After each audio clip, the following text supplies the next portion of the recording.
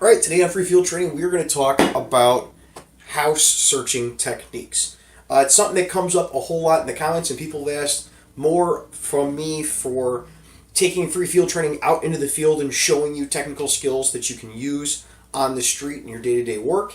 And today we're going to look at what you do, the basic house searching techniques for when you find a house that's broken into. Well, first we have to talk about whether the house is actually broken into or not. Anybody that's been a cop or a security guard long enough knows that you are going to get calls, and the majority of them are going to end up being nothing, where someone comes home and says, oh, the door's open on my house, because they slammed the door closed and all they lock is the bottom lock, and they slammed it closed and it never latched and the wind blew it open, right? So first we have to triage the situation properly to know that the house was actually broken into, so we don't blow things out of control. Somebody says, I came home, the door was open, check the rest of the outside of the house and see if something's broken into. All right? Go around the outside, get your little flashlight out, shine it around the outside of the building, and make sure there isn't glass broken or a door forced somewhere else. While you're at it, check the cars in the driveway, run their license plates, and see if they come back to the address that you're at. If you get to the door's not forced, and the rest of the outside of the building isn't forced, then chances are the house wasn't broken into. The person just didn't close the door all the way. Right? So we've triaged that problem up front. But let's say they say, hey, my house was broken into, you get the door broken. Or there's a window broken and the door is left open. Right? So now we're assuming that there's at least a decent possibility that there's a burglar inside of the house somewhere. Or there's the probability that there's a burglar inside the house. Maybe we open the door a little bit and we listen inside and we hear something rustling around inside the house. And they're saying they don't have any pets. These are all things we need to take into account before we get into a house and start searching it, because we need to know what we're getting ourselves into at the patrol level, right? We need to know what we're getting into. All right, so next we have to look at what our realistic threat levels are for a burglar coming into a house. Now, we know most burglars are not sitting there waiting to ambush us. They're going to be hiding somewhere inside the house. And so we need to be ready for them to be hiding somewhere inside the house. But on top of that, we also need to be ready for the burglar doing crazy stuff. I've had burglars that have gone and got knives out of the knife block before and come and attack us. I've had burglars before that the homeowner comes home and they shoot at them. So there are people that are burglarizing houses, carrying guns, carrying knives, and some of the worst ones are burglars that break into a house and then they find the homeowner's gun. And now you've got a burglar who's armed with God knows what that was laying behind a door or laying behind a cabinet or that they found in a drawer somewhere when they were tossing the house. And now they know you have them stuck inside. Right? So before we go in, we want to have somebody at least holding the other main door of the house. Preferably we want somebody on opposite corners of a four-wall structure, so your standard residential house, so they can watch all the entrances and exits. And then we need at least two, preferably three people to go inside and search it, depending on how big the house is. Obviously, if it's a huge mansion, you're going to need more people. But you'll see in a second here why I don't recommend that no matter who you are and how experienced you are and where you work, if you think there's a probability that there's a burglar inside a house, or you have an offender from something inside of a house that's waiting that could be ambushing you, that you search a house alone. All right? So we're going to look at very simple techniques and things that we have to think about with just a doorway. Now, what we have here, we can see pretty quick, is a corner-fed room, right? So the doorway feeds off of the corner into the room, right? There's only about a foot and a half here from the edge of the wall to the corner. So we can see from here, there's a pretty good chance there's nobody back there in that corner, and I can look around the corner, and I know that's clear, and all the way up to here, inside the room, right? So we've got this portion of the room already covered. Now, why is this important? Well, one thing that we have to think about, especially as we're making our way through the house, let's say we came in the back door and we see this room, is we need to get a light in that dark room. This room's lit in here, that room in there is dark. We need to get a light in there because we're backlit now. Here's what it looks like when you're backlit. All right, this is what I look like right now. We can clear that little area of the room while we're still dealing with this room. And in fact, we probably should. You're going to see why in a second here. All right? Well, let's pretend this is our door to the house, right? Or this is the next room that we're entering into. We've got this room. I know the space directly in front of the door is pretty clear. I know it's corner fed, so I've got this over here, right? So now I can work my way through the room around the corner until I get all the way to the edge. That looks pretty fast. The technique of it is slicing the pie. I'm sure everybody's seen slicing the pie before. You can Google it if you haven't. But I use the edge of this corner in my light, and I take more of the room as I go. And what I do is, if I see something suspicious here, let's say I look around the corner into this room, and I see a shoe, right? Do I want to charge into this room? No, of course not. I already know that there's a good probability that there's a person right there. And if there's a person right there, maybe it's better that I talk to the other people in the group that I'm searching with and be like, hey, in there. And maybe it's a good idea when I come around this corner and I'm searching low to high and I see a shoe, especially if that shoe moves under its own power, that I go, this room's clear, let's go the other way, and be like, to everyone else that I'm working with, right? So let's look at it a little further. Let's say the shoe's not there, right? I can kill the light, come around, kill the light, come around, take more and more of this room until I'm fairly certain the room's clear, right?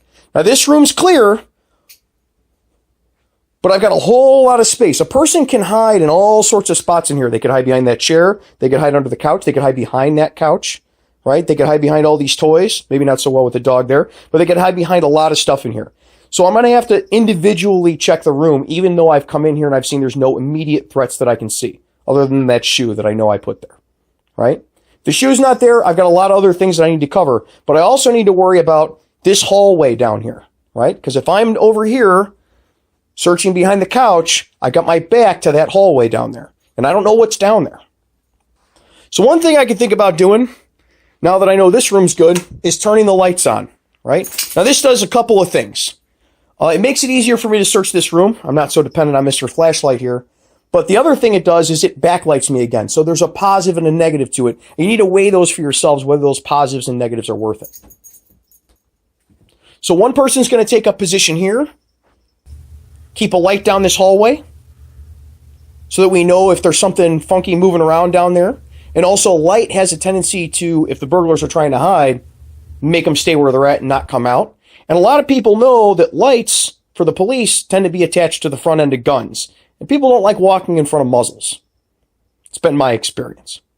While one person's holding this hallway, the others can do a detailed search of this room. Check behind the couch, check underneath the couch cushions, check behind the chair, stuff like that. Now obviously this is the 101 method of doing that. You'd have to deal with center fed rooms, things like that, but it's a lot of the same techniques. It's using your head. It's taking small portions of the room at a time. And if you get the concepts down and take small portions of the room at a time and how to work with other people in a group clearing the house, you can do it a lot safer than you ever could hope to do as an individual. A few things to think about during this process. Real people's houses have stuff. And if they've got kids, they've got stuff all over the place. Real people's houses, you go in real houses, real apartments, you're going to find houses and apartments that don't have beds, they just have mattresses on the floor. You're going to find houses and apartments that don't even have mattresses, they have air mattresses. You're going to find houses that don't have furniture, they've just got stuff strewn around the floor and piles of clothes. And you will find people hiding in piles of clothes. You will find people hiding under a half-deflated air mattress. You'll find people hiding in closets. You'll find people hiding behind the shower curtain. So check all of those places when you're going down. You also have to think about weird things that people don't think about seeing and planning for when you're searching a house. I'll give you a real simple example. When you're searching a building, it's never a good idea unless you know that there's an exigent threat up there to keep your light on and pointed straight ahead when you're crossing around a corner. Let me explain to you why. Because although you're probably not going to blind yourself too bad pushing your 9,000 lumen light onto this white wall, you don't know when you're going to come around a corner and find a mirror. That's the reality of the real world. This is the stuff that people who have been out of this game for a long time won't tell you. They'll tell you about splashing light off the floor, and they'll tell you about splashing light off the ceiling, but they won't tell you that if you make the mistake of pointing the light dead ahead of you, and you come around the corner to a mirror you weren't expecting because it was attached to the back of a door, or one of those houses where people decide that they're going to mirror the entire living room, you walk into a house and you point your light into a room like this, and you shine it straight in 90 degrees at the wall, Don't ever shine your light 90 degrees at any wall inside any building when you're trying to search it, because you will eventually hit a mirror and it will bounce right back at you. It's stuff that comes up in the real world that people don't see in shoot houses, because shoot houses aren't made with this goofy stuff in it, right? People leaving their shoes on the floor, finding a cat or finding a dog that's hiding, cowering in the corner. Nothing is more embarrassing than shooting the family pet on accident because they come running out at you because they're not used to guys with uniforms on, carrying guns, shining lights with lasers on them all over the inside of the house. So hopefully this gave you guys a little bit of a primer about searching houses in the real world. We could have huge academic discussions about whether it's better to search at the point of a gun, or search with the gun down at your side, or search with the guns holstered and just a flashlight, or have one person searching at gunpoint who moves into the room and then takes the hallway down while everyone else is holstered up and searches the room. And there's lots of schools of thought on that and lots of different departments that have lots of different policies about it. But when it comes down to it, the fundamentals of how we search a room to make sure that no one's inside that's going to be a threat to us, and how we clear that room in as safe a manner as humanly possible, remains the same. You take small chunks of the room at a time, and if you find something, you stop and back off. We don't need to pretend like we're the SWAT team and rah, shish kumbah into every room when what we're looking for is a burglar. Or we've got an open door and we're doing a walkthrough with the employees of a business or with the homeowner. It's not necessary, and it doesn't make us look smarter, and it increases our propensity to make mistakes like shooting the cat. Hopefully that gives you guys some things to think about. If you've got anything to add to it, obviously, I am not the be-all, end-all, know-all expert on this topic, so leave some comments down below. Till next week, you guys be safe. Take care of each other. I'd like to thank all the Patreon supporters, and especially the shift supervisor level Patreon supporters that we have listed here. Your contributions are what allows free field training to continue on and become better. Thank you. Live stream on that if you're on Instagram. And I've got one that I'm making kind of like the emergency light videos that I'm sure you guys have all seen, where I talk about like pulling up behind something in the road and when to use your lights and how to use them and stuff like that. It's actually doing quite well on YouTube. I'm doing another one, I'm still in the process of filming it, about searching houses for burglars. And the reality that it's not all SWAT tactics, how to do limited penetration room entries, right, where you can clear most of the room before having to go in the thing, and how we find burglars and what we can do once we find them so that we can take them into custody more safely. Lots of good stuff in that video. I'm hoping it also generates lots of negative comments from all the internet ninja warrior, Navy SEAL, Army Ranger types that think that they're going to get into a gunfight every second of every day, and that they need to be like run in, meter on, meter off when they're searching a house that the door was left open on. Should be a good time.